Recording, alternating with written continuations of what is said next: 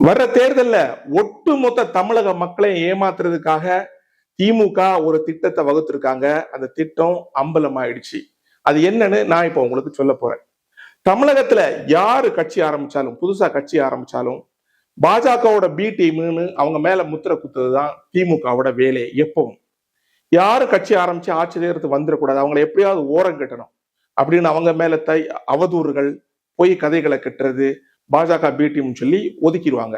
அதே மாதிரிதான் தளபதி விஜய் அவர்கள் கட்சி ஆரம்பிச்சதுக்கு அப்புறமும் பாஜக பி டீம் அப்படிங்கிற முத்திரைய இந்த திமுக குத்துச்சு. திமுக எங்க குத்துனாங்கன்னு அப்படி நீங்க கேட்டா, திமுக காரங்க பேசுற வீடியோஸ் எல்லாம் எடுத்து பாத்தீங்கன்னாலே உங்களுக்கே புரியும். பாஜகவோட பி டீம், தாவேகா, பாஜக அந்த மாதிரி எல்லாம் தொடர்ந்து பேசிட்டு இருப்பாங்க. ஸோ வாடகை கொடுக்கறது திமுக, அந்த வாடகை வாய்கள் அதை பேசிட்டு இருக்கு. ஸோ எப்படியாவது அதை ப்ரூஃப் பண்ணணும் பாக்குறாங்க. ஆனா உண்மையா பாஜகவோட டீலிங் வச்சிருக்கிறது யாரு அப்படிங்கிறதா இப்ப கேள்வி. அந்த கேள்விக்கான விடை திமுக. திமுக எப்படி பாஜகவோட ரகசிய டீலிங் வச்சிருக்கு அப்படிங்கிறத நம்ம அம்பலப்படுத்த போறோம். ஏற்கனவே நிறைய விஷயங்கள் உங்களுக்கு தெரிஞ்சதுதான். இந்த ஊழல், டாஸ்மாக் ஊழல், நகராட்சி துறையில நடந்த ஊழல், இந்த ஊழல்களை எல்லாம் மத்திய அரசு கண்டும் காணாமல் இருக்கு. அதுலயே நம்ம புரிஞ்சுக்கலாம் இவங்களுக்குள்ள ரகசிய டீலிங் இருக்கு. அதனாலதான் மத்திய அரசு கண்டுக்காம இருக்கு. இல்லைன்னா இவங்களை உள்ள தூக்கி போட்டு வழக்கு போடுறதுக்கு நிறைய விஷயங்கள் இருக்கு. நிறைய ஊழல் பண்ணியிருக்காங்க திமுக.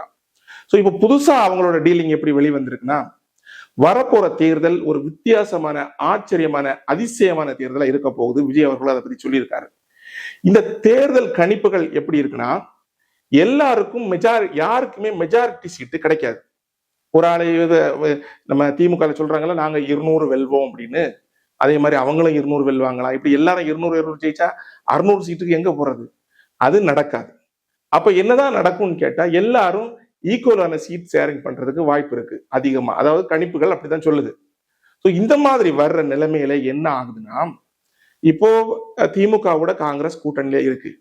காங்கிரஸ் ஒரு வேளை கம்மியான சீட்டு எடுத்துருச்சு, அதிகமா ஜெயிக்கல, குறைவான சீட்டுகளை ஜெயிச்சிருச்சு.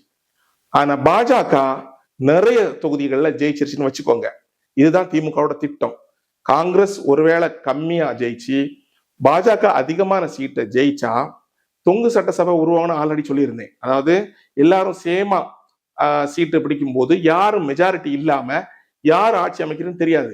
இந்த மாதிரி நேரத்துல திமுக என்ன செய்ய போகுதுன்னா, அதிகமா சீட்டு இருக்கிற பாஜகவை தன்னோட இணைக்கிறதுக்காக பேச்சுவார்த்தைகள் பண்ணிட்டு இருக்காங்க.